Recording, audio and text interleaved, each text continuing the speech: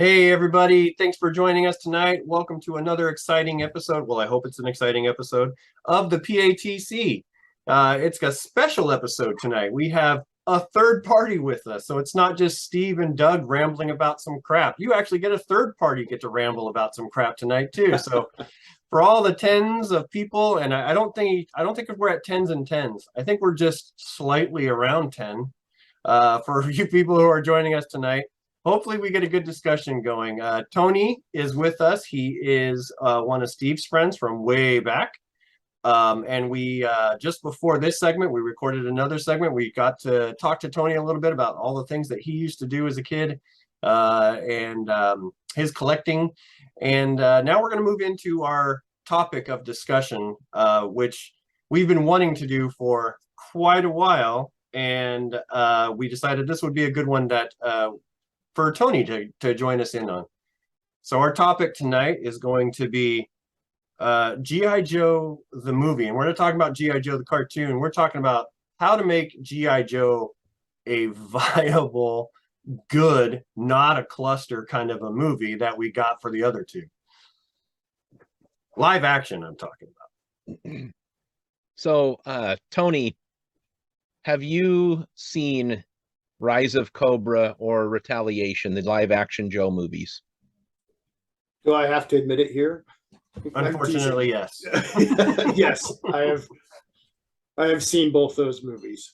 And this is why I'm in AA. Really, I am. Really, I understand. With your Optimist drinking class, I love that. Unfortunately, it's I was Sam excited. Adams Winter Lager, man. It's good. Nice. Does it make the beer taste better coming from Optimus Prime's head? Do you want me to tell you how it makes me feel? This is Optimus Prime. Oh, I no. fully endorse this alcoholic beverage. Optimus Prime. Oh, Some microbrewers like, oh yeah. They already have that. Wasn't mine. It just I'm sure somebody else had that. I sounded so cool, like I was really clever. Yeah, But you had me going. yeah, I'm a boss of people. I'm not clever or smart. So yes, so you've unfortunately seen the movies. Do you feel like there was anything redeeming about the last two movies? I will say that I think that the premise was there. The idea of making it a more adult type video or movie, it was there. I just think that it almost feels like they were nervous about making it too gritty. So they basically went back and added this element of ridiculousness to it. So it wasn't quite, it was a kid's movie, but it was more of like a 12-year-old's movie, not an adult or a kid. It was this weird mishmash of content. And that was what disappointed me. Yeah, people say G.I. Joe isn't realistic enough. It's not like the old cartoons. Well, I think if they've watched the old cartoons, it's pretty out there for some of the sci-fi stuff that happens. But you're very right. My opinion is that we had way too many hands in that cookie jar. Yeah. Right? Like you had too many people trying to put input into this movie. How do you make a great Joe movie? You take everything that was great about G.I. Joe and take it away and make a movie about a bunch of soldiers dressed like Power Rangers. Yeah. yeah. So, yeah, I remember watching the first one, and I'm like a third of the way into the movie, and I'm like, dude, this is just not that good. The acting isn't good. The code names didn't make sense. Like, oh, that's my high school football name. They called me Duke. And, you had some really stretched out concepts. You're right about trying to bring this multinational team together to deal with a terrorist threat, but it didn't have to be so bubblegum and stupid. Yeah. Yeah. What about you, Doug? You think there's anything redeemable about these movies? Okay, so I'm trying to think. So I did like I actually really liked Storm Shadow. I thought he was probably the best part of that first movie. I forget the actor's name, but he was actually a really great cast for that character. And they did have Ray Park play Snake Eyes, which Ray Park is, very good martial artist, and so I can understand why they went with him.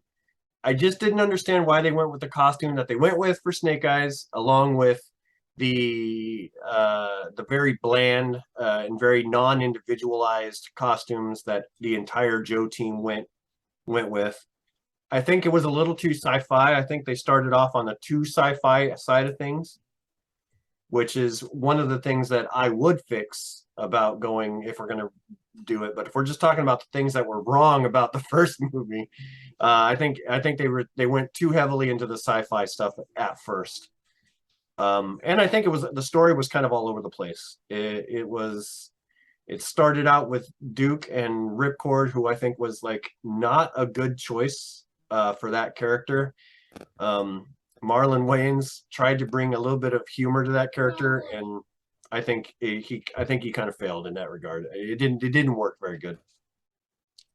And then how they ended up with them freaking nano mites, whatever the frick they're called, I don't know.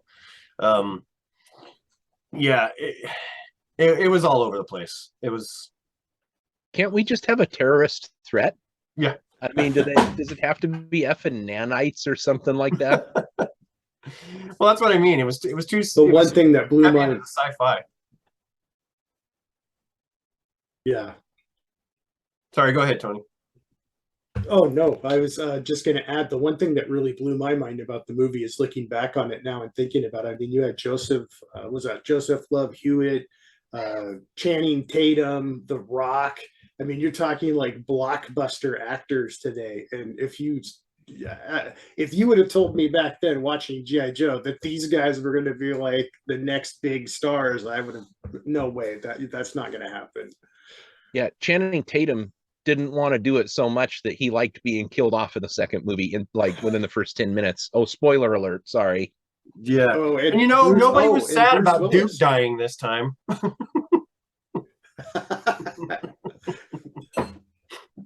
Yeah, and Bruce Willis, he was like way over the top. I mean, like leaned so hard into that role and hammed it up so hard. There's just something about it that takes you out of the movie when it is. So I think this suffers the same fate that Transformers suffered with some of the human characters, is that they weren't real characters, they were caricatures. Yep. And Michael Bay couldn't direct a person to act like a human being to save his life. He can do extreme parodies of people, but he can't do people. And with this being a Paramount production, I think they took all the wrong lessons from Transformers and tried to make that work for G.I. Joe. And you had a movie that was critically a flop. I think it made okay money in the box office and maybe picked up some residuals in movie sales, but it essentially stripped all of the G.I. Joe-ness out of the movie, and you're just left with this generic team of guys, and they had the dumb accelerator suits, and you're right, all the same uniforms. Yeah. Part of what's cool about G.I. Joe is you've got this team full of specialists. Yes. Mm-hmm. They're all good at something, Arctic survival and a commando and a ranger and all these cool guys together. And each one had a distinct personality they were all brought to life really well by the voice actors who did the characters. And really in the movie, you just had like a bunch of actors in front of green screen most of the time. Yep. Dressed up in, like my favorite line from Deadpool 2 is when Cable looks at him and he says, "You dress like a sex toy." He's like straight. They're making fun of each other, and Josh Brolin is so straight faced. He's like, "I know you dress like a sex toy." Well, that's, I mean, like that's kind of what I felt like the first G.I. Joe there, and then the second one, they try to mop it up a little bit and get a bit more serious, but Snake Eyes is deflecting effing bullets with his sword, so we don't need to go that crazy. And then we had Snake Eyes, the movie, or should I say some movie about some guy who gets a Snake Eyes costume at the end. Yeah, that I don't even know if we should talk about Snake Eyes, the movie, because that was such it was so far not what Snake Eyes was at all, or Storm Shadow or anything. Like it's not. I don't even consider that part of the GI Joe universe. It's not even. Yeah. So It's tell not a. me, Tony, does Hasbro owe you back an hour and 45 minutes of your life on Snake Eyes, or did you avoid that pitfall? I didn't watch Snake Eyes, thankfully. God bless Just you, sir. Well, you're so lucky, sir. I had taken my fill with the two GI Joe movies. It's pretty rough. Pretty rough. Yeah, I will say so so about the second one. Dwayne Johnson does not fix every problem. You know, don't bring Dwayne Johnson in to see if your movie will be better. It just Right. it doesn't always work, and this is one of those cases where it did not work. Um, Snake Eyes and Storm Shadow were about the same, although I really wasn't into all of the ninja stuff that happened in the second movie. But I think the best part, if I'm going to say there was a best part, was the Flint and Lady J were the best characters in that movie. I think they were a little more real compared to everything else that was going on. And I don't know, they tried to bring it into the real world and not so much on the sci-fi. Firefly was actually a pretty cool character. I was really disappointed that they decided to kill Destro off like first thing in the movie. And I think some pretty bad decisions overall were made, and it wasn't enough to save that movie's franchise. I think it died with Retaliation. But the one good thing that we did get from that was the rise of Cobra Choice. Yeah. they ended up producing some pretty good action figures within that line. Yes. Mm-hmm. And what Doug and I always say is the movies can be crap, but where there's movies comes toys. Yep. So, you know, there's always, we might not like what's happening out there, but because it's out there, it does enable us to get some of the cool stuff that we have. So I guess the best part about G.I. Joe, the movie, or those two movies, is that if you don't watch them, at least somebody did, and we got toys. So. Yeah, of those, I can say of all the movies I've ever watched, those were two of them. Yep. That's about all I can say. Yeah, it's tough. It's been a tough draw for Joe. I mean, you could at least say that in the Transformers movies, if you took the 12 of them or how many are out there, you can compile about an hour's worth of watchable story and footage. Can't say the same for poor G.I. Joe or Retaliation. No. So, yes, I should have warned you, Tony. This is the segment where two old balding guys bitch about everything. So in looking at, like, we can't go back, right? Like, you can't just go to G.I. Joe cartoon written in the 80s, put those on TV and expect kids and audiences to pick back up with those. How do you... I don't know, man. I have a fix for that. I have a fix. Is it beer? No, it's not beer. Okay. So it just, like, to appeal to the broadest audience, we got to take the things that are magical about it, and we got to discard the stuff that doesn't work for now. Mm-hmm.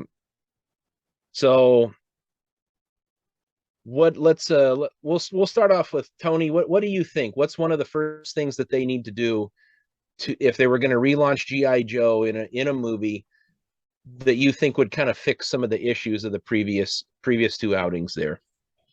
I don't think that they could follow the Hollywood formula of, like, you've got the tough guy, the smart guy, the funny comedic guy. In my opinion, you would need to assemble a strong group of people that had great chemistry on the screen. And because like you said, Steve, they're unique characters and they have their own specializations.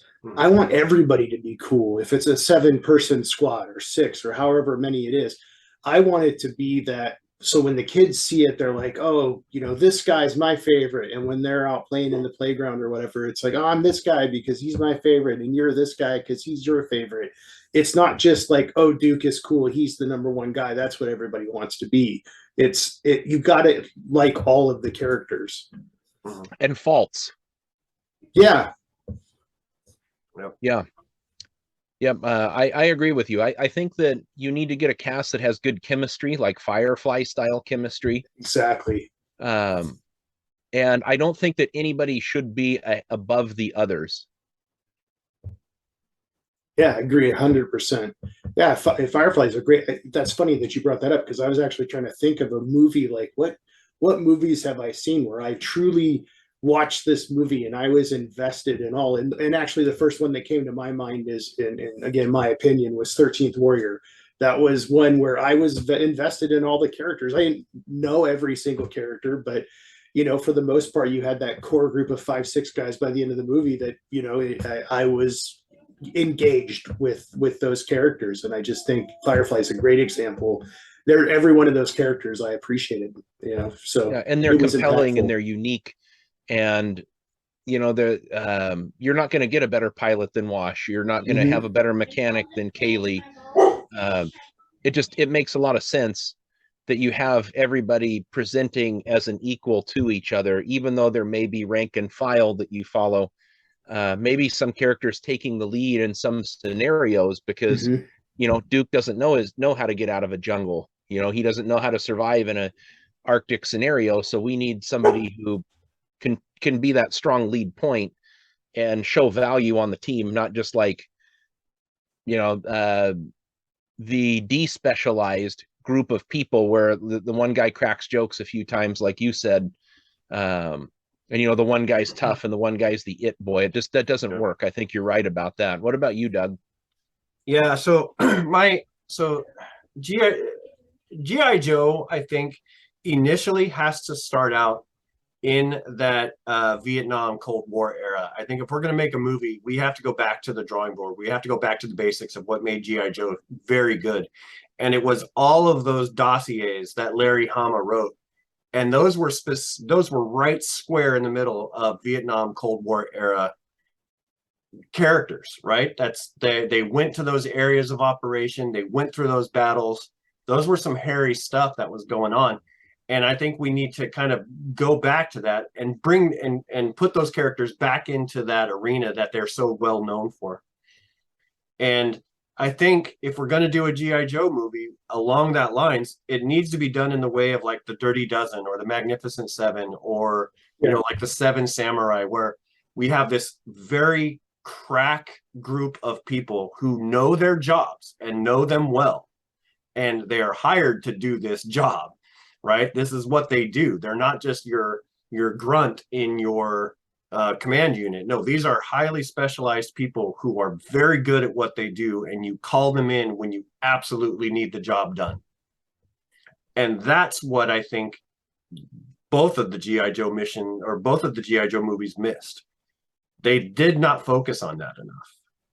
And to make these guys really just, the man's man, because I mean, think about when these were created. This was 1982, right? So we're heavy into patriotism. We're heavy into guys being guys and firing guns and doing stuff. We need to put them back into that element, I think, because we're moving them forward into today's world, and it's like I don't seem like they need to progress into that. I think they're afraid of playing into stereotypes. Well, but what is GI Joe? Stereotypes. It doesn't have to be. It doesn't have to be.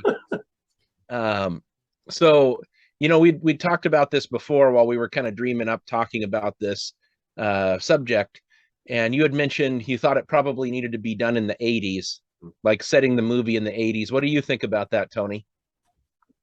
With all due respect, I appreciate Doug's approach, but I guess my question would be, who's our target audience? If we were going to, just as my thought, if we were making it a gritty, adult level movie, I could definitely see the 80s being an era that we could reach out, because that's going to be the age of our target audience. They're going to remember those days. They're going to remember those things, the fears of the nuclear missiles and, that Cold War stalemate. And today, though, in this day and age, if it's depending on the target audience, again, I would think we might need to do something a little bit more current to make it feel more personalized. Well, yeah, that's what I was saying was we start GI Joe out like the creation of GI Joe in the 80s Cold War era, and then we progress forward to where we see new team members, we see new things, but we know where they came from. I get it now. I was not following along. You were playing GI Joe 6, and I was still on GI Joe 1.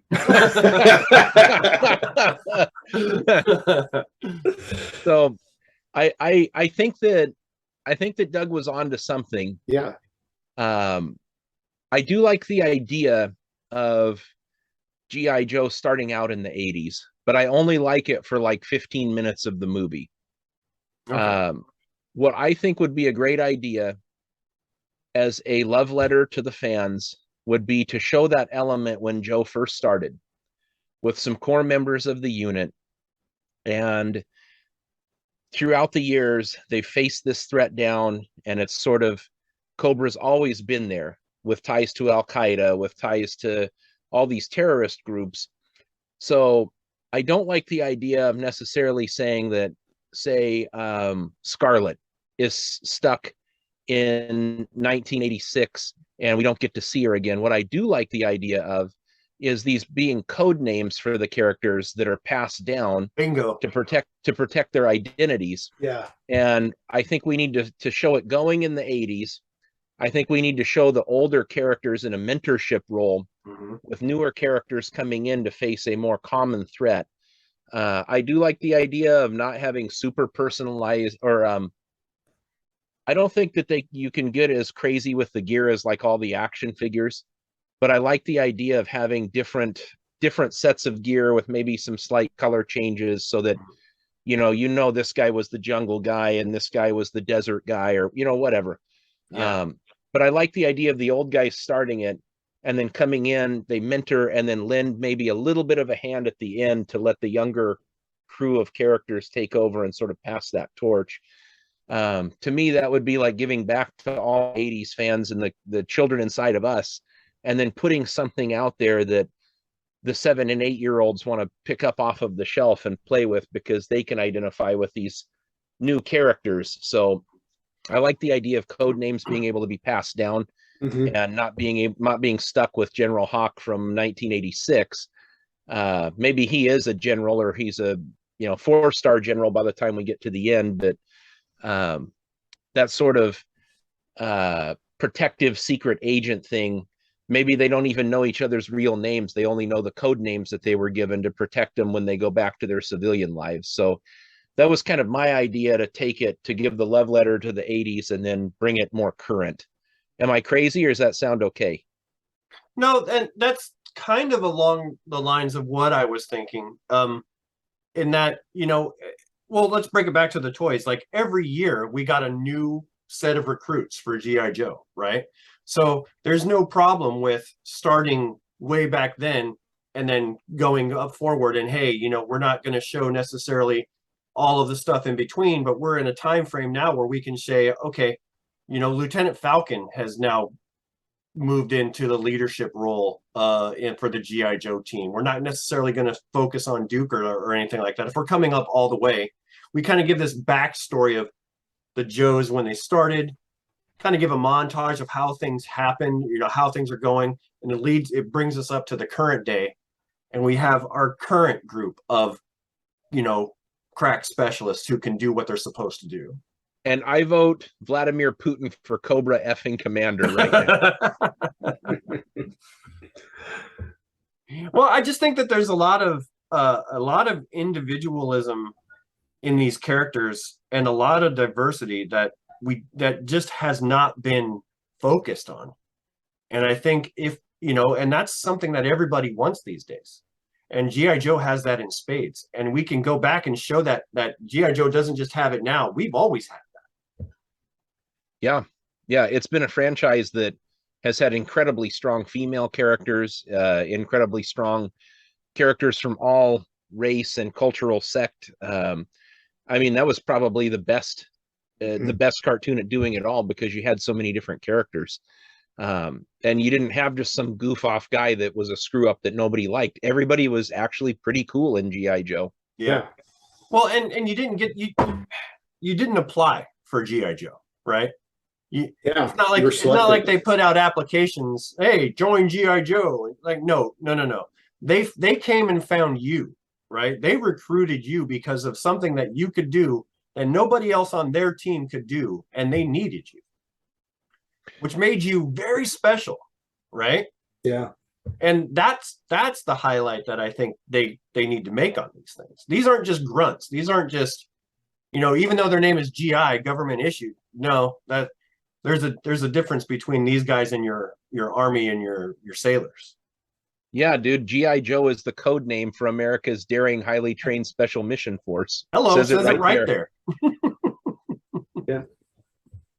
Yeah, So- you're so cool you got picked for a super secret team that you didn't even know existed. Exactly. Yeah. You So did something that caught their eye, and they're like, "Hey, we need to keep track of this guy." And then they like what they see, and they're like, it's like Nick Fury recruiting the Avengers. It's like you get Hawk coming out of nowhere and like, I want to introduce you to the Avengers Initiative. You know what I'm saying? It's like, it's that cool getting, so I think they need to focus on that too. Yep. One of the things that really bugged me about Rise of Cobra was they just had these names. Mm-hmm. Like Marlon Wayans was like, oh, there's Ripcord. Well, here's Duke, the football player. Come on, man. You can take a goofy ass nickname and make it something cool when it's just a code name to protect him. It made really good sense in Reservoir Dogs, right? Oh yeah. Nobody gets to be Mr. Black. Everybody wants to be Mr. Effin' Black. You're Mr. Blonde. You're Mr. Pink. So, like nobody would call each other those code names in real life. It would only make sense in the context that it would just be a protective alias within the unit. Yeah. Well, and so being in the military, I know a little bit about how you get your call signs or your nicknames, right? And it's usually because you did something stupid and then it stuck with you. And so I don't remember anybody in the military having cool names like Duke and Ripcord and Roadblock. They were always like, this is Squirts. Why do you call him Squirts? Well, because the dude wouldn't stop farting in the cockpit. That's why he's called Squirts. We can't have GI Joes like that, man. Doug, I can't sell a Squirts action figure. Does he have a cool accessory that people would buy him for? Oh yeah, this is not just Squirts, it's Captain Squirts. But you see what I'm saying though? It's like Major Squirts. GI Joe has all the cool call signs, and the regular Army Navy guys, that's where those fools hang out. Well, that's why they didn't get selected. No, they didn't have a cool code name. Yeah, that's why you're General Hawk, not like General Dysentery. So what else does it need? So we've kind of established, do we go pretty serious with these movies? Do we keep it a little bit, some lighthearted moments? Are we more Saving Private Ryan or Black Hawk Down? Or do we keep it a little bit lighter like Guardians of the Galaxy? I think you'd have to keep it a little bit lighter. You make it too gritty like a Private Ryan or a Black Hawk Down, you're gonna take casualties. So you spend all this time introducing these characters, and I get it. The name would, as Steve mentioned, his concept was the name would move down with the next person. But I'd want it to be that, could we put something into place that made it so for example, like Cobra's a little, in the G.I. Joe shows, Cobra is basically a terrorist organization. In today's day and age, technology, like, we can find that submarine that's hidden at the bottom of the ocean, that they're using for their base at the moment. I think it would be better if you could construct a storyline where, what if Cobra was a terrorist organization, but what if they had their own country? And it wasn't easy, for America to go in and just take them out. There's civilians there. There's plenty of other things that could go wrong. So you do need this covert group of people to push back against, this Cobra group from doing things that, could affect the world globally. Yeah. So you think absolutely. like Sovereign Nation, and we know that they're involved in a bunch of shady shit, but it's unprovable because of, maybe they got hackers or whatever, Right. people that can cover the tracks, or they're spread out into these little terrorist cells. So you can't attack a sovereign nation, but you can't find proof that they're behind all of the dastardly shit. Yeah, and to me, I think that that would allow you to kind of keep some of those characters alive a little bit longer than just like a 1 hour movie, that kind of goes through the standardized, okay, here's the characters, there's a big fight, the big ending. These two guys are probably going to die, credits roll. They Well, save the day. To the best me, thing about Cobra is they all wear masks. You don't know who it is under there. true, true. Well, Hell, I you was could going to have bring that. I was going to bring that point up. So, like, one of the best file cards that were ever written was about the Crimson Guard, and in that one, Larry Hama said that you don't know who this guy is. He could be your next door neighbor. He could be your coworker. You don't know if he's got a Cobra uniform hanging in his closet or not. So that implies they're a domestic terrorist group as well, Yeah, right? So not only is GI Joe fighting on this front where they have to go to Cobra Island, they're fighting on the front at home, right, in Springfield, no state, right? So there's things happening here and there's things happening abroad. I mean, and that's why you need this team. yeah, that's a great point. Yeah, I think so. I think that if the concept is grounded but kept a little bit light, I mean, it's going to be PG-13 so they can get the most dollars out of the moviegoers. We don't have to show a bunch of Joes dying and being mangled. If there's one or two sacrificial characters that doesn't make it through, then you go there. But I mean, even if you blow up the building that Cobra Commander's in, one, he always gets away, but two, you don't know who's waiting to put that mask on, and if you got the real Cobra Commander, or if you got. Exactly. Yeah, so I love that concept. That faceless enemy was a wonderful way for Hasbro to present those toys, because then you don't know how many crackheads they slap a red scarf on their face and a blue helmet and send out to their death. Yep. I do think that the enemies do need somebody, though. They do need those characters that are, like the impactful, I'm intimidating, the Destro needs to be a formidable character that isn't easy to kill. Like, you can't just send a sniper to go kill this guy. It wouldn't work like that.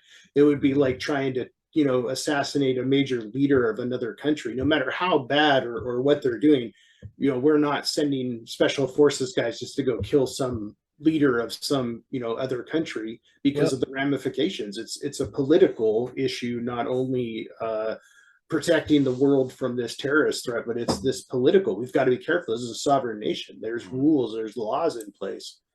Yeah, and Destro needs to be shown as competent. He's the weapons supplier, dude. Without Destro, there's no Cobra.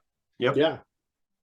And Cobra Commander has the highest credit line of all time with poor Destro. He's got to keep selling or else he'll never make his money back. Oh, geez. Yeah, the faceless enemy, though. What if Cobra Commander really was never the commander to begin with? What if it was always Destro or the Baroness or whoever? Mm-hmm. And then Cobra Commander could be anybody because it doesn't matter. He's really nobody. Yeah, that's the most dangerous part, and what makes it such an intriguing concept. Yeah. So right here, I have to say that we're going to have to pause for our non-sponsored commercial break. So we will be back after whatever commercial I decide to throw in. All right, let's move on to the very. In deepest space, a battle rages between the evil Shadow Force and Starcom! Look! The Shadow Star! Emperor Dark! He's mastered teleportation and dematerialization! Look out, Slim! Hey, that's top secret! Now the secrets of Magdaloggan power deploy on mine! That's my polarizing death! Too late, Crowbar, but he'll be back! Starcom, the fight for freedom rages. Earth's most powerful soldiers fight the spiral.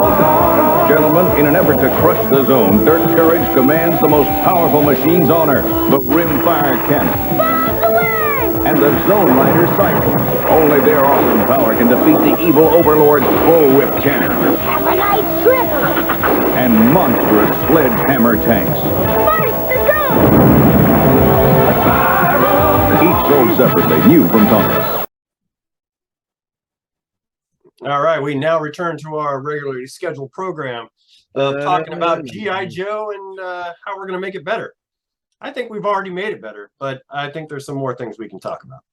And we should know because none of us are writers or filmmakers. Well, before we went into the commercial break, one of the points I wanted to bring up is that, and it seems to be like a problem in a lot of movies these days, they always want to bring in this comedy aspect of it. And what I think is you can have humor in a movie, but don't make them comedians.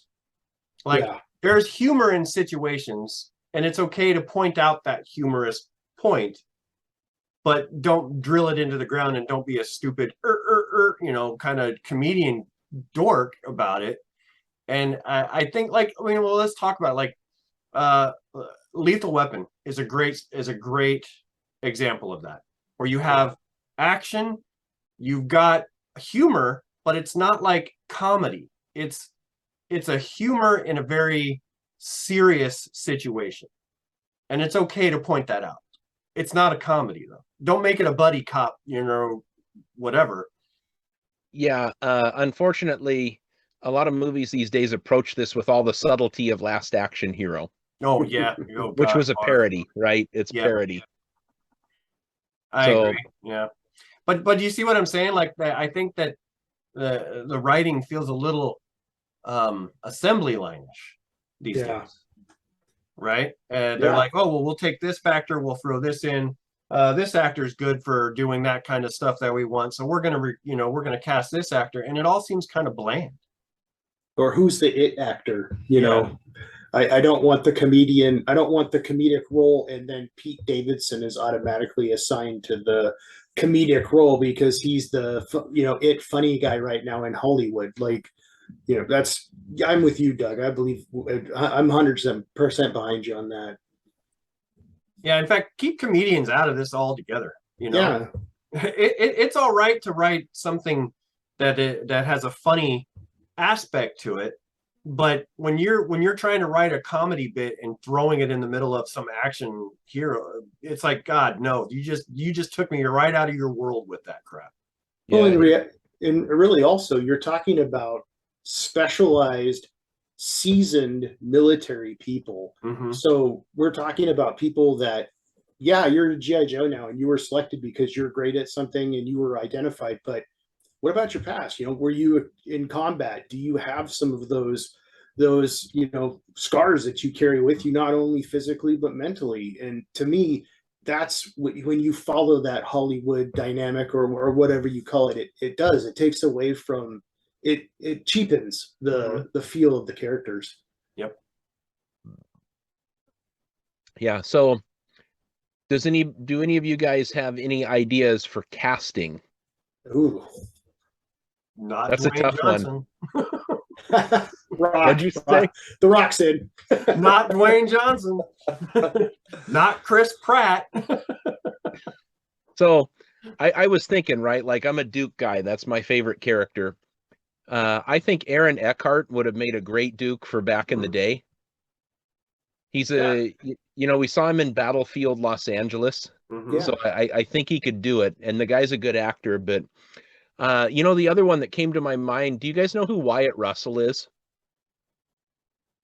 Did you watch Falcon and the Winter Soldier? Yes. Oh yeah. He's the guy who played US Agent, the Captain America replacement. Got it. Oh, okay. Yeah, the dude, he comes off like a serious tough guy. He gets that from his dad. But and he's not like super handsome or attractive, but there's something about that guy that does seem realish. So I was thinking that might make a really good casting for somebody like Duke. What would really be interesting is how many Snake Eyeses have there been since the beginning? That would be awesome, and we'll never really know. Yeah, I like that idea. You allude to it. I like the idea that Snake Eyes is person who takes over his point is chosen specifically by Snake Eyes. Like G.I. Joe doesn't choose who's good. Snake Eyes only chooses Snake Eyes. Yeah, and like Snake Eyes is the last of the true Arashikage ninja clan, keeping that spirit alive. So instead of having some dipstick other ninja like Kamakura, why couldn't that be some student he had in his back pocket that took over, because Snake Eyes probably has more scar tissue than regular skin by now. Yeah. If he's going to be this really badass dude, it would make sense that it would be somebody handpicked to take over. But hell, I mean, maybe the government doesn't want to know. Yeah. Maybe they don't really want to know who's underneath that mask because they're such a proficient killer. You almost got to charge the son of a gun with war crimes or something, or mass murder, because he's so good at what he does. So Well, maybe that's and I also don't think that they need to focus heavily on the ninja side of it. They need to focus, more on the special ops specialization side of it. I mean, that dude can get into a place undetected, and that's not, that just isn't ninja mysticism, right? This guy is a highly skilled, assassin, but he's also he's an intel gatherer. He knows how to get into some tight spots, and he knows how to get out of tight spots. It's interesting. You guys were talking about this, and the first thing that came to my mind was the actor from Firefly, the bad guy. He's like, I'm here to create the world that we're going to have people live in. I know I don't belong here, and I think to me that would be a really cool concept for the Snake Eyes character. Is like, I'm not here to like live here when this is done. Like, I'm here to do what needs to be done to make this place, the greatest or the safest or whatever the goal is. Yeah, to me, that is an awesome piece of character writing. You've got this villain. Too often we see these cookie cutter villains who like belong like in the 80s. Mm-hmm. I'm gonna do evil for the sake of evil. That guy from Firefly, I forgot the character's name, but I mean, he's eloquent, he's well spoken, he's intelligent, and he knows he's a monster, and he's a tool he's an ends, for the means. And that would be a really interesting presentation for Snake Eyes, not presenting him as like this heroic Rambo soldier that always wants to go in. But what if he's a guy who knows he cannot live in regular society? Yeah. And, he plies his craft, knowing that what he does is ugly and horrible, but he does it because he thinks it's going to establish a safer place for other people to be in, but he can never be part of it. Right. And I think that would help with in the shows, he was always kind of the solo loner type person. Didn't talk in the shows. So to me, that would help build with that mystique, that separation of, he just doesn't quite fit in with the team, but he is a huge asset to the team. Yeah. And I don't think he has to have a monologue. The guy doesn't speak. Yeah, no. So those things about him can be inferred through other dialogue in the movie. Absolutely. Yeah. And speaking of villains, one of the big ones I would change is actually Cobra Commander. And even though I love Cobra Commander from the cartoon, I love his voice. I love how, he was a lead from the back kind of guy, right? Like, you guys go ahead. I pay you all this money to be in front of me. Go. Yeah. He's that kind of guy. Go ahead. I need to tie my shoes. I would change Cobra Commander. I want him to be a lead from the front, scary guy. I mean, if he's going to be the bad guy, I want him to be like, you guys are not doing this. Get out of the way. I'm going to unload on these guys. I'm going to go to the front line. I'm going to be the reason why this is a scary thing. I want him to be someone afraid. I want Cobra Commander to be raised to the level of the original Darth Vader.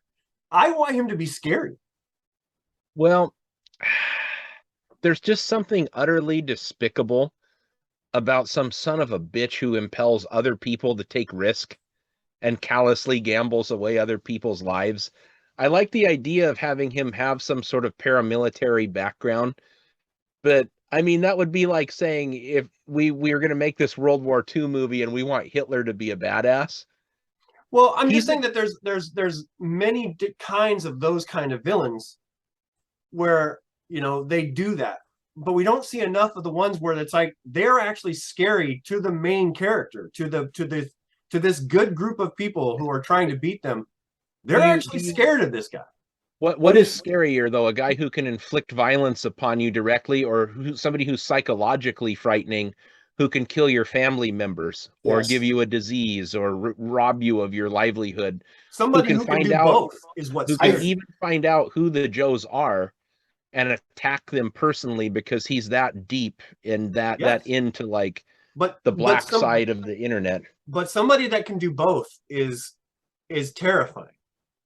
Okay, he's not afraid. I don't want him to be a sniveling little car salesman that he's kind of depicted as in the cartoons. I don't want him to be afraid. He's trying to take over the goddamn world. You don't have a small set of cojones when you're trying to do that. Yeah, he wants to hold it for ransom for $1 million. Yeah, you know what I'm saying?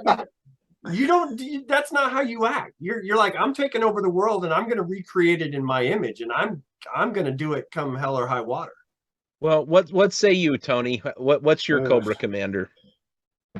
I think my Cobra Commander is so again, if we went with the concept of a sovereign nation, that's the face. I want that person to be the face. I want the Cobra Commander to be the psychological planning. He's making the I don't know if your fans out there, Thrawn from the Star Wars. Yeah, Thrawn. Yeah. That to me, that's the kind of leader I want. I want one that I'm scared, but I'm with Doug as well. Like I want a Vader. I want somebody that is imposing physically, but maybe that's not Cobra Commander. Maybe that's Destro. Maybe it's somebody else in that lineup of bad guys that stands out as well, so that you have kind of this combination of, you guys can't touch Cobra Commander. He's like the emperor, he's the Lord Governor of Cobra Land or whatever. I mean, you can't just go and off some guy just because you don't like him. And if we're talking about like you can't track them, their moves are so meticulous and smart, they're outsmarting you. That to me is the scary thing. Like, we know these guys are the bad guys. We know that Cobra Commander's the guy, but we literally can't do anything. So we've established this super top secret team to fight back and try to save us. And we're living at home, living our dumb lives playing Candy Crush, and we don't realize that all of this stuff is happening in the back end. And the Joes have saved the world time and time again, and we don't even really know what's going on. No, because to acknowledge their existence would say that we have been actively working against this sovereign nation. Exactly. Yeah. And it'd be also interesting to know that they've got, politicians that are dug in and bought and paid for. Mm-hmm. That's a pretty frightening enemy. Well, especially when we talked about the domestic piece. Yeah, now you're talking about political leaders within the United States that we don't even know where do they stand. Yep. But either way we go, we're talking about making Cobra Commander Destro like truly a terrifying thing to go up against. It's not like the weapon of the day that Destro gives Cobra and Cobra wants to go out and test it or something like that. Like this is these guys are truly diabolical, and they're not weak. The fact that they wear masks, you can almost do a little bit of a boogeyman thing with them. Mm-hmm. Mm-hmm. Well, you know what else I was thinking of is, why couldn't you even have an introduction of a new political party? And maybe that political party is a Cobra organization secretly. And so you have potentially people within states or cities, whatever it is, are being elected into these power positions, and really they're potentially Cobra sympathizers. Yeah.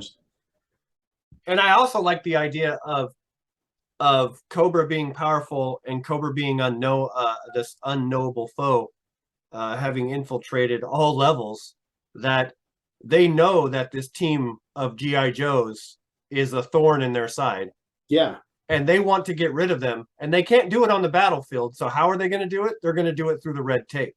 and they're going to infiltrate that, and they're going to try to put a mole into GI Joe, right? They're going to try to kill GI Joe from within, which I think is also a very intriguing story. Yeah. Well, you have people that are now pressing back against the leaders. I mean, I'm recommending we go into Cobra territory, we strike this nuclear plan, or we do this, and you've got politicians that are actively working against that and putting that red tape into place. I don't know, that's pretty dangerous. What if there's a nuclear leak, and then all these people get hurt, and they come off as the sympathizing, like we want to look out for people, but in reality, they're serving the agenda of Cobra. Yep, exactly. Yeah, that sounds really good to me. I can see this multiple movies if they do it. Yeah, it's cerebral. It really is. It's scary. And what would be cool is if you weren't blatant with it, the audience would never. You wouldn't know. It would be like, who is the good guys? Who is the bad guys? Yep. Yeah, I think you don't really unmask all of the agents of Cobra until the end, and then they got to do some Shyamalan thing where it really surprises you who was involved with it to begin with. Yeah.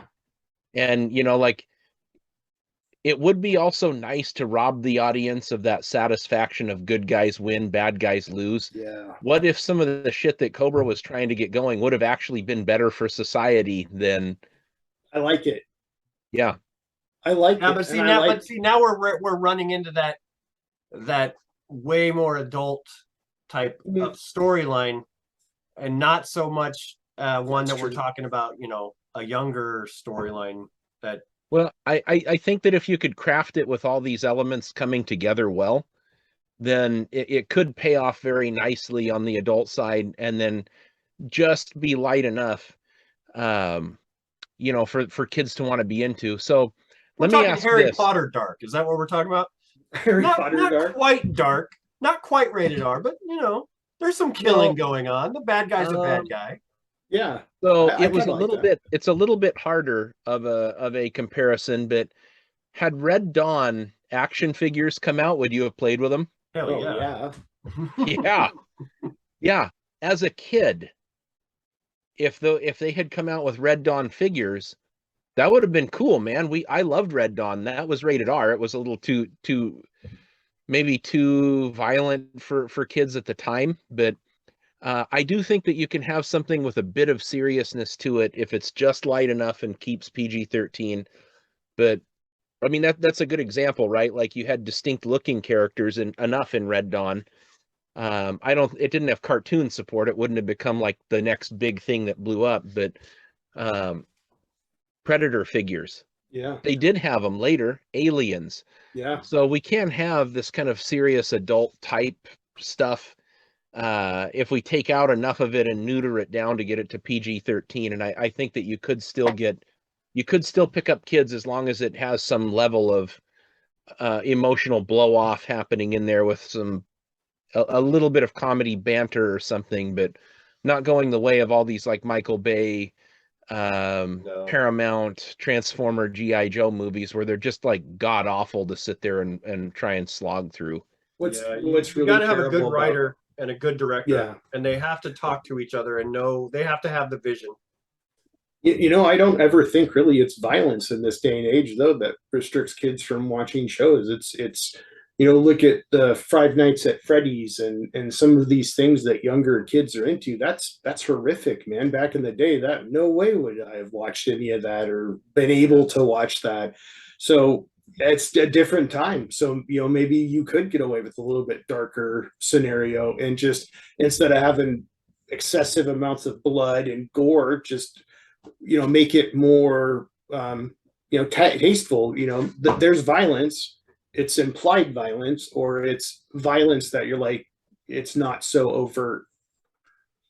Yeah, I think we see plenty of that in a lot of PG-13 movies where it's not like an arterial blood spray or anything coming out. It's, if somebody gets shot, it's not the squibs exploding on them, but it's through camera trickery, somebody fires the shot and the guy falls down in the next scene, but you don't see the bullet hitting, that kind of thing that sort of keeps us into this PG-13 realm. But, I really honestly think you should probably You guys start asking your family, see if we can borrow a couple $100 million so that we can make these movies.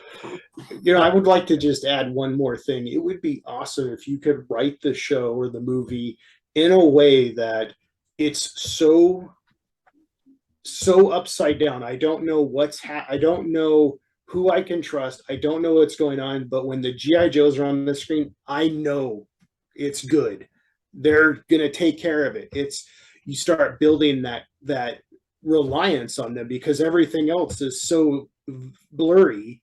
And then I think that really would set you up to make those characters even that much more personalized. People would attach to them faster and stronger. And I think it would be more meaningful for when you had those scenes like, hey, Snake Eyes isn't getting on the boat with everybody. What's going on? What's Snake Eyes doing? Why is he staying behind? Yeah, I like that. That's almost a little bit of like Stockholm syndrome or something that you create with the audience. I really, really like that. Yeah, absolutely.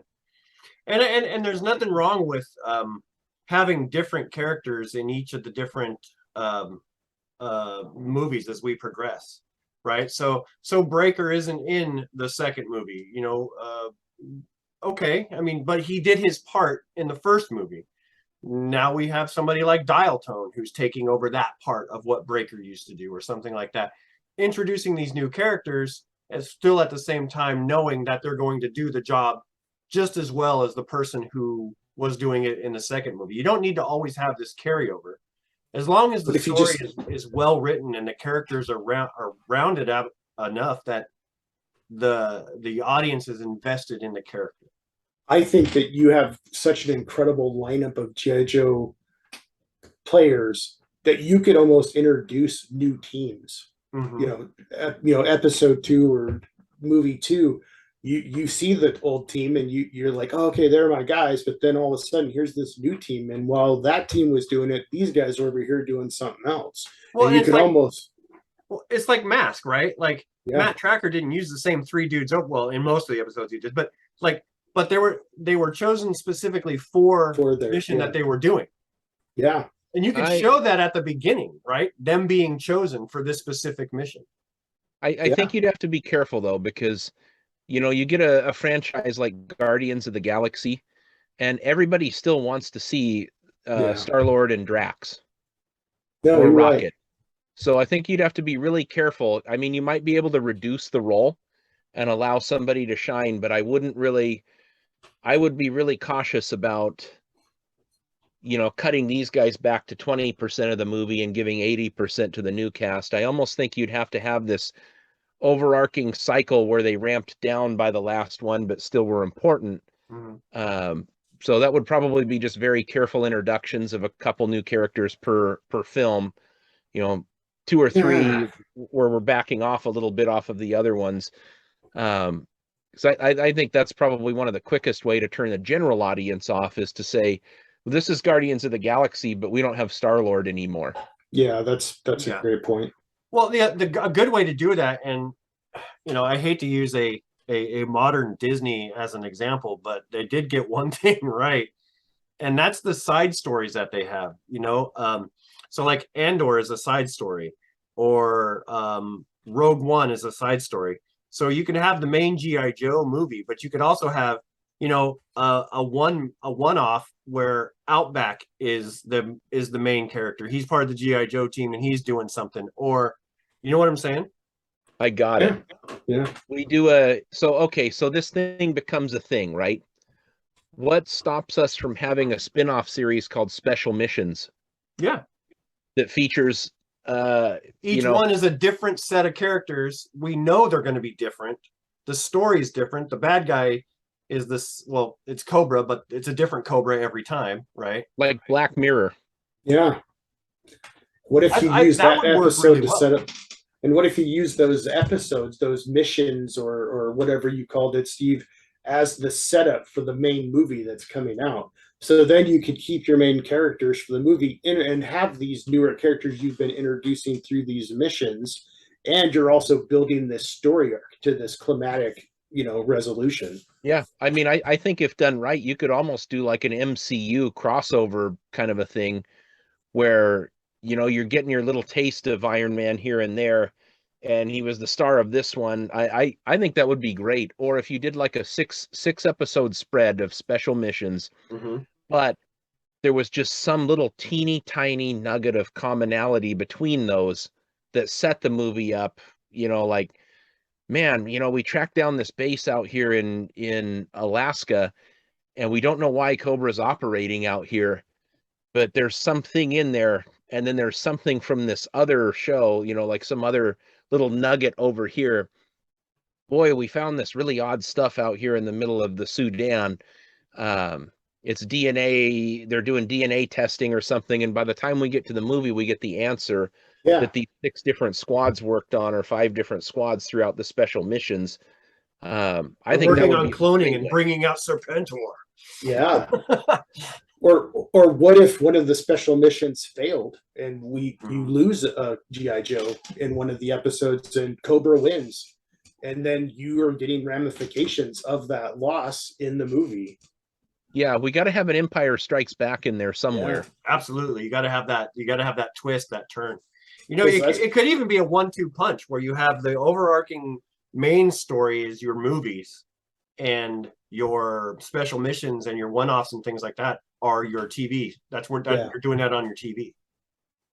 Yeah, and you know, some of the best triumphs come after the hardest failures. I mean, you could go into a third movie with GI Joe being on the run, Yeah. no gear, no infrastructure, and you know, it's these guys working out of their garages knowing that they got to do something to fix it, but you know, Yeah. Cobra has been 2 steps ahead of them and just broke their complete infrastructure. Yeah. And they tried to do that in Retaliation, but I think they told that story way better in the cartoon version. Remember what was the cartoon version of it?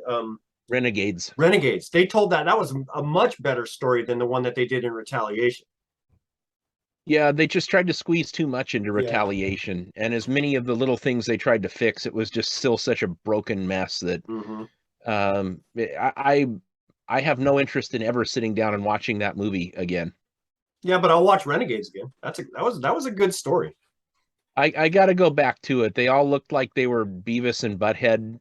The art, yes, I get it. I know. But I mean, I know I suck at that. You know, I see something that turns me off. I can't watch Dragon Ball Z because they look like a bunch of angry garbage pail kids to me. well, it's the same reason I can't watch Rick and Morty, dude. I just can't do it. I can't watch any of that new stuff. But the story, if we can get the story down, and the story has to be cohesive, right? It can't be something that It can't be so complex that we alienate people. The MCU, I appreciate that concept, and I do think it would work, but you can't make it so, oh God, I missed episode 6 of Andor. Now I don't know what's going on. exactly. Yeah, I think that's why you just put that thread through one little spot in the story.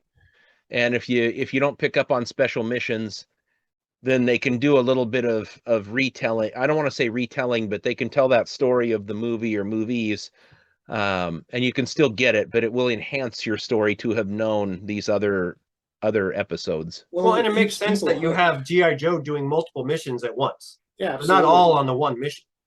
Yeah, well, it keeps people hooked. I'm hooked in. I'm getting that taste of that drug, you know, just enough that I'm vested and I want to know what's coming, but I'm not saturated. Like I want just enough that it keeps me hooked. And from a toy collector's perspective, that's giving me new toys. Every time this TV mission comes out or whatever it is, and then oh man, here comes a movie. We know the toys are going to be flowing with the movie. Yep. Yeah, keeping fresh characters, fresh vehicles. I mean, that's just, to me, outside looking in as a duffer doing this, I mean, that just seems like a blueprint for success. Just how do you keep all the people who don't know anything about it from giving their very important input into something like G.I. Joe? You know, that producer, Lorenzo de Bonaventura, he's as much of an expert on G.I. Joe and Transformers as Michael Bay. Yeah. Michael Bay says, oh, I went to Transformers school for a couple of days, so I'm kind of a guru. Well, it really doesn't show in his work. Nope. So, no, and they need, this is something where they need to engage with the G.I. Joe community. You don't want to lose them because these are going to be your This is your staple audience that's going to introduce it to everybody else. This is your anchor, right? So it needs to be done in conjunction with the GI Joe community, and you need to have consultants on there who know not just the cartoon, but who knew a lot of the elements in the Marvel comic storylines, which are very good. Yeah. So no, there's some good ones in there, man. There are some I good ones. know. You know how I feel about Larry Hama. Well, I Hey, mean, guys. you got to take. I know, but some of the stories were actually really well done, and they, I think that they could be expanded on, and I think if you have the right writer, and you have a good group of consultants who know GI Joe, who aren't trying to like destroy GI Joe or turn it into something else, who actually want to see it succeed. I think you could be onto something. I think it would resonate with a lot of people.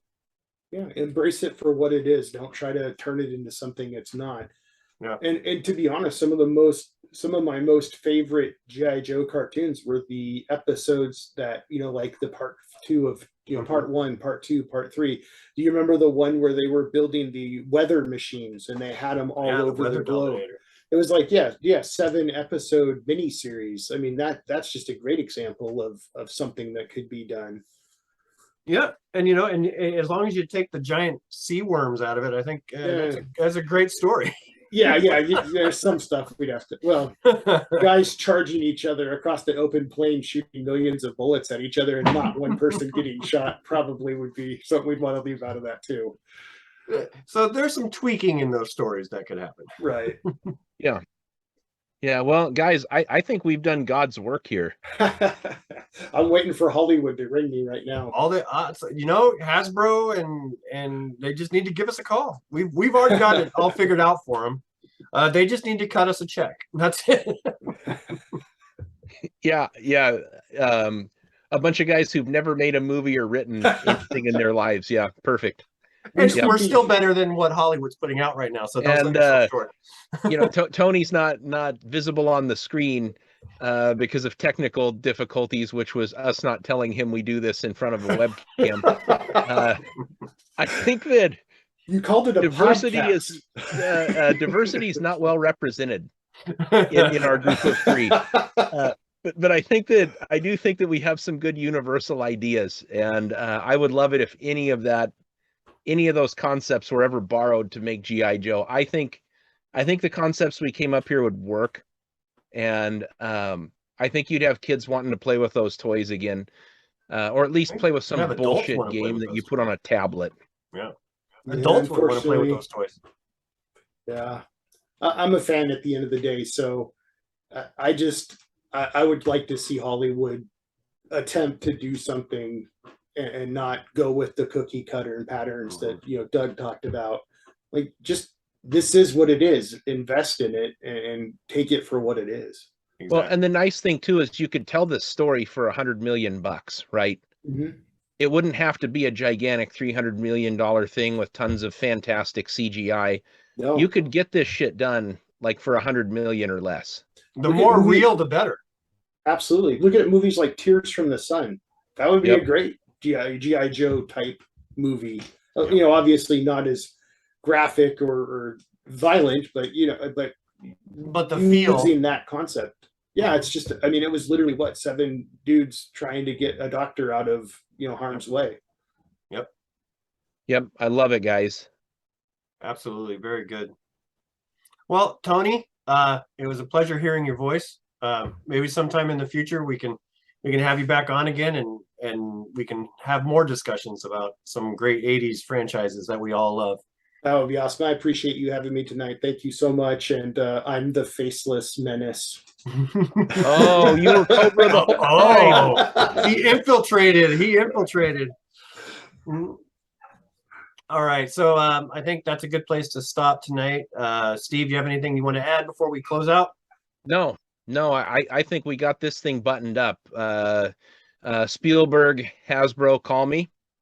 I'm available anytime after about, well, really, I don't actually work after like noon, but I'm technically at work till 3:30. So call me anytime after 3:30. All right. If you guys agree with our assessment of the future of GI Joe, drop us a comment, give us a like. Visit Steve on Facebook. He's the Plastic Adventures Toy Community on Facebook. Come visit me on Instagram. I am the Toyman80s. We got lots of cool stuff, lots of news that we usually share, and lots of fun pictures. And we always look to try to engage with whoever wants to engage with us. So with that, we'll That's say a wrap, goodnight. folks. We'll see you in the That's a toy wrap. aisle. Good night.